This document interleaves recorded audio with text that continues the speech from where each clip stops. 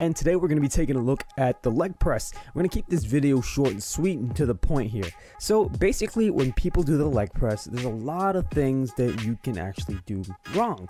And that's not anyone's fault. It's just the nature of the beast with this machine here. So of course, there's not much to the leg press. You throw some weight on either side, hop on, and push the weight up and back down.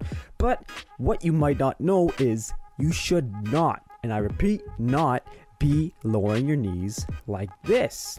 Why? Well, what do you notice when this happens? Pay close attention to the hip and low back. Now remember, most people throw on the weight like no tomorrow on this machine, and when you go this low, look at that rounding in the pelvic region and low back. Can you imagine how much force and damage is going through those tissues?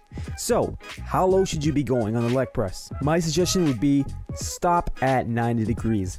Similar to when you're first learning a squat or learning a lunge, 90 degrees ensures that your back and pelvis do not swing forward into that posterior tilt and come off of the back brace and seat pan. Now some people would argue, hey, if I don't go lower, doesn't that mean I'm working my muscles less or there's less range of motion? No, look at this right here at the knee.